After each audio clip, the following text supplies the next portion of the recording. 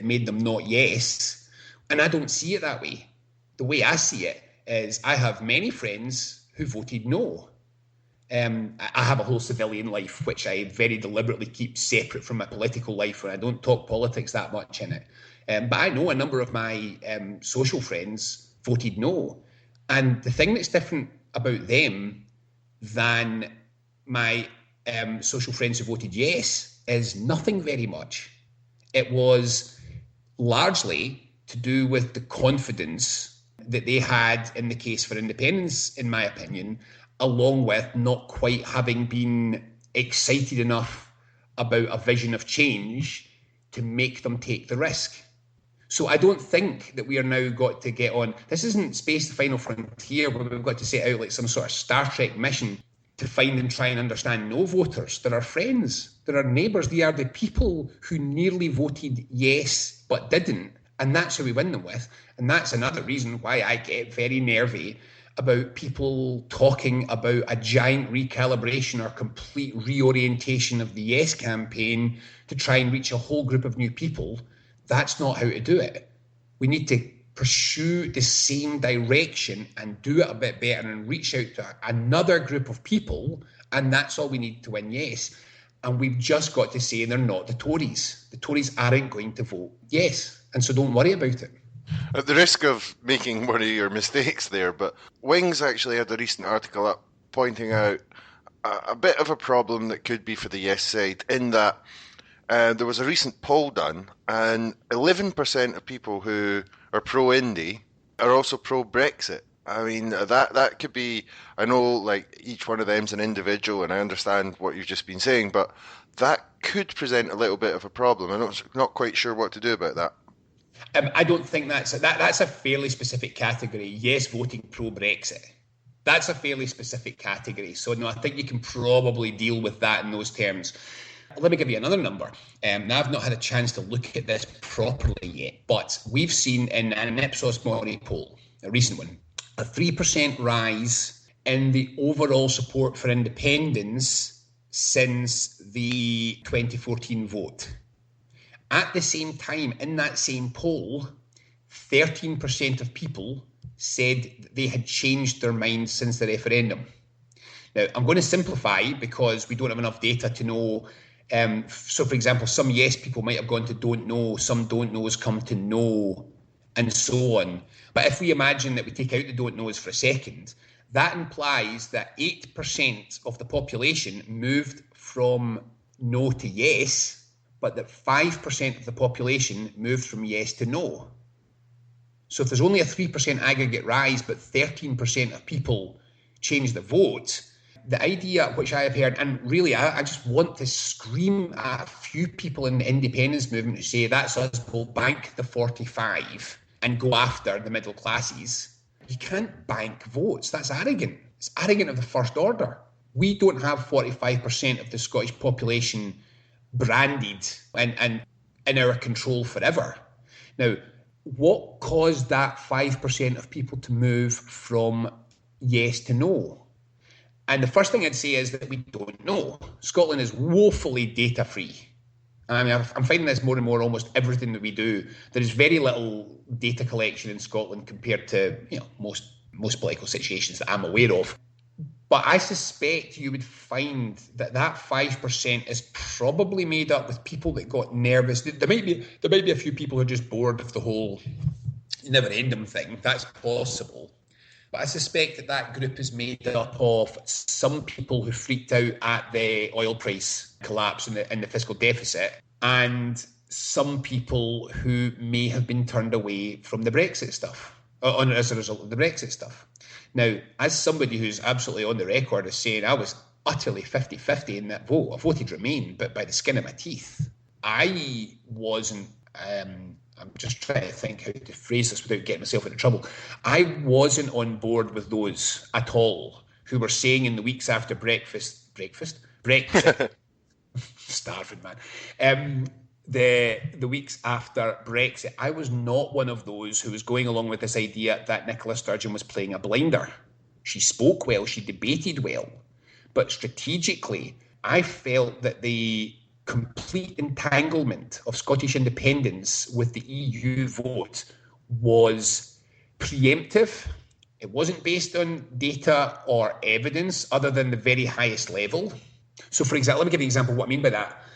We keep saying 63% of, what was it? 60, what was the bloody vote in Scotland? 62-38. 62. So 62%, that's a strong majority. Okay, but I can't count how many people like me voted Remain by the skin of their teeth because they didn't like the whole idea of Boris Johnson. But, I mean, I don't know that many really enthusiastic Remain voters. I know the majority of people that I know are Remain voters, but easily the majority of them were pretty reluctant Remain voters. The European Union is not that loved. Also, another point that I'd make is that I think there's probably a very strong Remain vote in large parts of the No movement. And I just don't believe that their Remain vote is stronger than their No vote, if you see what I mean. Yeah. I just think that they probably identify with the UK, even outside of the European Union, more than they would identify an independent Scotland in the European Union, even though they're Remain voters. And one of the things which I found myself whispering throughout the summer was whenever I was seeing this sudden gung-ho rush into the EU as the tool to achieve independence, I kept whispering to myself, I think you've got this wrong. I think this is wrong. I thought it was wrong. I had arguments with some of my team. I thought it was wrong before there was a Brexit. I thought it was wrong during Brexit. And I've thought it's wrong since Brexit. I think that this is now starting to settle into people's consciousness a bit more. And at the weekend, you suddenly had Nicola Sturgeon, I've got to say, I think rather a little clumsily, trying to untangle independence from the EU issue. Saying it transcends questions of Brexit and so on. And I think that's a bit of a recognition that while there's no question that this EU situation is a benefit to the Yes campaign, it's not by any manner or means a one-stop solution to our problems, and it shouldn't have been presented that way. Now, what's my suggestion to this? Well, the obvious suggestion is probably not a good idea, which the obvious suggestion is to say, right, we will negotiate, an independent Scotland will negotiate the terms for joining the European Union, because I'm almost certain we'll be outside by the time we're independent, and then we'll have a referendum on joining in those terms. Now, I can imagine that the population as a whole might very well go, oh Christ, not another referendum. So I don't know. I'd like to see some polling and how that feels. But that would be the obvious way to say that you're not voting yes to get entry to the European Union in terms we're not telling you about and in which you will never have a say again. So that would be an obvious way to do it, but there's swings and roundabouts to that. The other way to do it is just to not quite talk about it so much. And so just don't make it front and centre of everything we say all the time. And again, remember that people have an incredible talent for hearing what they want to hear until they hear something they really don't want to hear, and then suddenly that's all they can hear. So if we just allow people to hear that this is not a screaming pro-EU project, that this is about Scottish independence, and that, yes, the majority do want to be in the European Union, but it's not in any conditions, in any terms, and the primary thing is Scottish independence. If you just push the EU stuff a little bit further into the background, it probably allows yes voting Brexiters to get over their discomfort at foregrounding the European Union quite so much. And well, one of the difficulties, as always, when this referendum comes up, although no one's quite sure, is the media. And that'd be probably a good one to finish up with, because I don't think the strategy last time of hoping they would be nice, which seemed to be like the major part of the official Yes campaign strategy, I don't think that was a winner. And I'm not particularly sure we can count on the support of most of the media this time either. Well, it would be mental if we counted on the support of the media.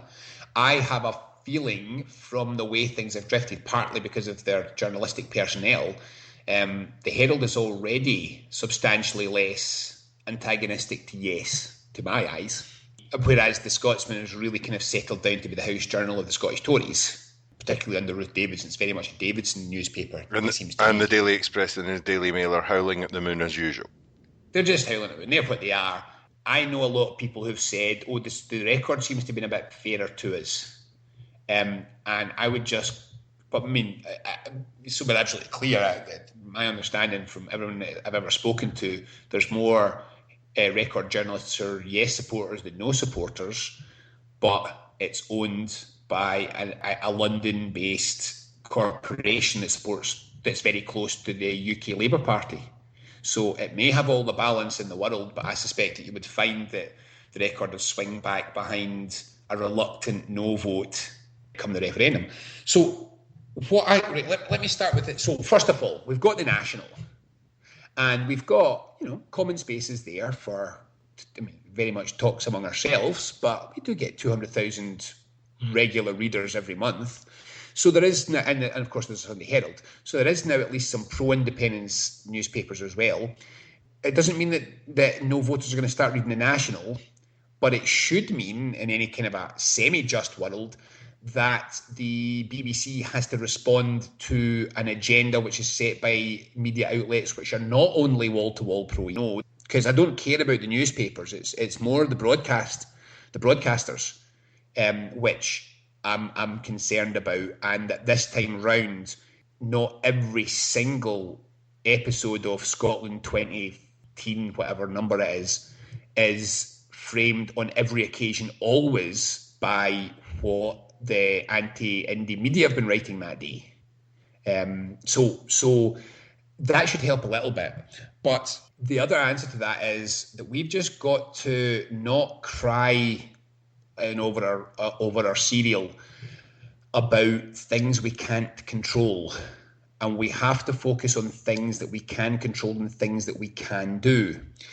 And I am just going to say that I do not think that in the last campaign we were anything like sharp enough as a movement, and I'm particularly talking here about Yes Scotland and the SNP. So the rest of us put our press release out and did our stuff, and we did get media coverage from time to time, but we had to be incredibly creative, and we certainly weren't able to handle or influence the day-to-day things that were coming up and going through the news. So that was all down to Yes Scotland and the SNP. And I mean, I'll be honest, I think that the characteristic of the media outfit, the media approach of the Yes campaign was basically a bit scared. It was scared to try things in case they would go wrong. It kind of wanted to be as safe and anodyne as possible with the kind of smiley, happy statements. Everybody seemed a bit worried about going on the attack, which goes back to your point about Britain. Every press statement seemed to almost refuse to fight back against the implicit idea contained in the question. So picking up the pension point again, people would say, what are you going to do about pensions? And the press release would say, look at page 200 whatever the hell it was of the white paper, and never say, what about your bloody pensions? Never pushing back, putting them in the back foot. It is, I'm going to say, beyond my comprehension why rebuttal wasn't used. Now, for those who don't know, this is like a kind of year one, day one of political media school, PR school, that you always rebut. If the other side tells a lie at 10 o'clock in the morning, you get somebody on the television telling the truth by lunchtime. Mm-hmm. And it's important because you never let anything go unchallenged. You always got to make sure that there's things are being refuted. And one of the things which was a recurring conversation that I had, and bearing in mind that I live in a world somewhere between grassroots activists, academic intellectuals, media, political people, and so on. And the academic people kept saying to me, I'm talking about maybe a dozen, 2 dozen conversations of this sort I had, kept saying to me, I saw such and such I heard such and such on the radio this morning claiming such and such. This is my academic area. I know they're wrong. What they said isn't correct. Why doesn't Yes Scotland ever phone me and ask me to go on to the television to argue against this? I heard that so many times from health sector experts, from economists, from people who'd worked on welfare and social security